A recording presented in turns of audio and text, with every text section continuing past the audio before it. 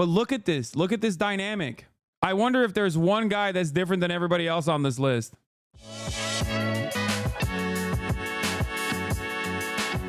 You got a nice shout out here. I'm not of the Twitch generation. I probably watch 10 YouTube videos a year, but the only person I know on the left who's prepared to compete with this right-wing dominance on these platforms is Hasan the Hun. Are there others? Taylor says there are others, but they only have tiny audiences, but they have zero funding. The entire right-wing ecosystem is propped up by billionaire donors and right-wing interest groups. There's zero equivalent on the left. I wrote about that here. This is true. That is 100% true. Left-wing media has to be grassroots funded. I'm one of the very few places where I've been able to develop a prominent stature in this space, become like not just a big content creator in the political realm, but a big content creator in general. Okay. Like that's, I've never had motivations of just being like a big content creator on the left or just doing news and commentary. My ambition was always to be one of the largest content creators that is doing leftist commentary uncompromisingly. But ultimately, look at the way I operate. I don't take advertisers deliberately, okay, in an effort to maintain editorial control. I am entirely funded by subscribers, nothing else. And now that I don't have a contract from Twitch, I'm not even running ads, which I retain the right to do so in the future if I want to. So subscribe if you would like to no longer see the ads maybe in the future. Like that is not easy to do. And I'm not saying that because like, oh my God, woe is me. My job is the hardest. Like that's not what I'm saying at all. I'm saying that like it's virtually impossible to do without like billionaire donors, shadow donors, interest groups constantly pumping your shit. You can't do that on the left. Every leftist mobilization occurs at the grassroots level. Every single one. And that's part of the problem for a lot of my haters that want to get me deplatformed, for example. They come after me, but they can't go after my advertisers. If they try to go after people advertising on this channel, then I'm not advertising. What are you going to do about it, you know? And then you're... So what do?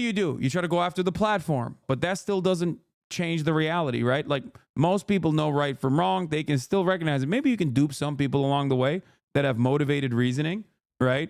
That is a major problem. And it's not going to happen. Why don't you fund a left-wing online network is something that a lot of people do not understand, okay? This shit needs to be a tight operation. That's it.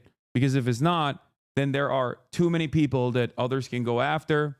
There's too many areas of attack. You just don't understand it. I've come from that background. I came from the Young Turks.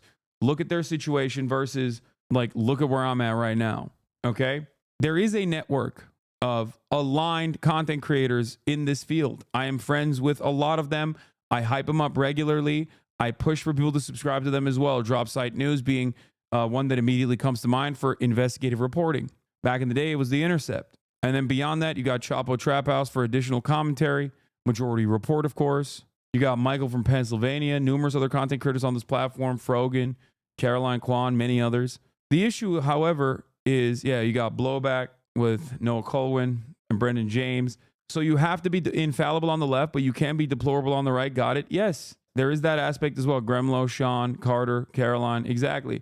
So the point is, I don't think people understand, like, there is a structural hurdle placed upon those who want to speak out against the current order of business.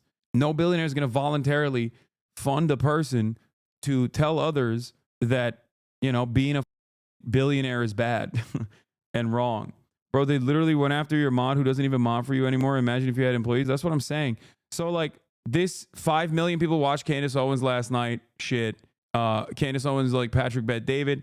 I think that stuff is like, like they are looking at the overall viewership, not the live concurrent viewership. Like, I doubt that it was 5 million live concurrent viewers watching Patrick Bet David. I don't know what the live concurrent viewership of that looked like, but I suspect mine was, let's see. Yeah, I got 7.4 million live views. Yeah, 7.5 million. So I actually got more views than Patrick Bet David did. To be fair, my broadcast was probably longer than his. I'm going to write that. The right wing. Wait, they're not talking about concurrent viewers? No, dude, are you kidding me? No, they did not have 5 million concurrent viewers, dude.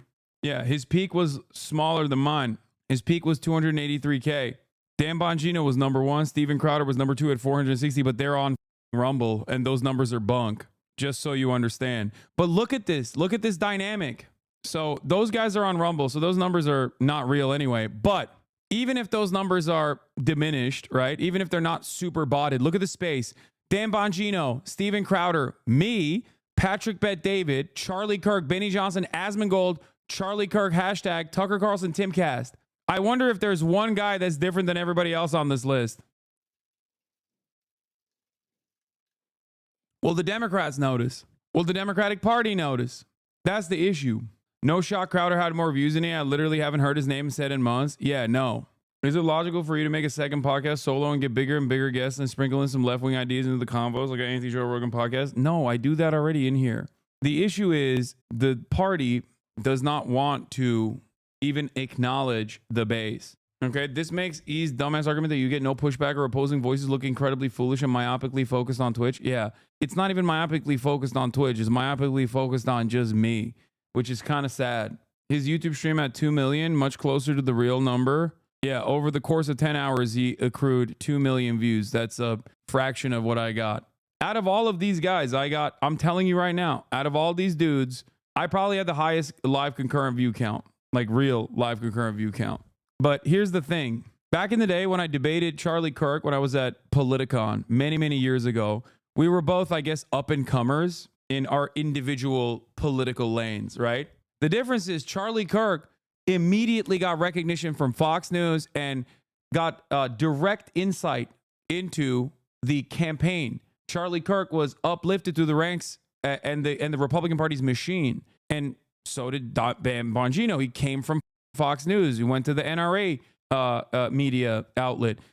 Steven Crowder, in a similar fashion, had worked with the Blaze, right? Patrick Bet David, also right wing. Charlie Kirk, also an operative. So, like, my point is that the Democratic Party does not hug and elevate and uplift their independent voices. Part of the difference also is because the Democratic Party does not care about these voices. The Democratic Party actively pushes away their voices. I said this yesterday, and I will repeat it. More than 42 million viewers tuned in to watch 2024 presidential election coverage, down 25% from 2020. And part of that reason is because of people like myself and people like Steven Crowder and Dan Bongino and others. Okay? That's because most people want to get their news from someone like myself or someone like Charlie Kirk. That's just the unfortunate reality. And I think the media has still not caught up to this reality. That's number one. And number two, this is why I said that the media predicts a massive ratings bump that they're going to get from the Trump administration. That's why they're salivating right now. And I think they're wrong. I don't think they're going to get that Trump bump in the same way that they did. They might get somewhat of a bump, but they're not going to get the same level of viewership bump that they did in the Trump administration the first time around. And part of that is because Trump was president already. There's not going to be the same level of enthusiasm to like attack him, to do the resistance stuff. But beyond that, the space, the media environment, I'd rather watch Mr. Bonarelli. Okay, go watch him then, dumbass. Like I said, I don't foresee there being this massive ratings bump that CNN and all these other people are like salivating over. And one of the reasons why I don't see that coming for them is because the media landscape, the media environment has dramatically changed. And what I mean by that is there are far too many outlets that are successful outside in independent media. It's not 2016. There are so many more content creators online. There's so many more ways of access. There's so many more ways of watching different types, different varieties of commentary. So I think that the media landscape is very different, dramatically different. You are not an independent voice that the Dem Party wants to associate it with. You are too liberal, and above all, nothing can risk too liberal. This is why I feel so doomed. There's no real true liberal party to represent. No, I'm not too liberal. I'm outside of the scope of the Democratic Party's interest because I'm too critical of the Democratic Party, because the Democratic Party does not want to listen to the demands of their base. You can say I'm too progressive, maybe. But the point is, the Republican Party fears their base. The Democratic Party runs away from their base. Okay? There's always a group of people that are like, I'm begging, please just like defend marginalized people. And the Democratic Party is like, shut the up. Just go out and vote for me. Whereas the Republican Party actively courts the most radical elements of its own base. Now, if you're a centrist and you just look at it and go, well, both sides are too extreme. Why are you demanding that the Democrats become extreme? It's like, yeah, my extreme position is I want Medicare for all. And yet people do not have the capacity to look at this and go, maybe that guy's positions aren't radical at all.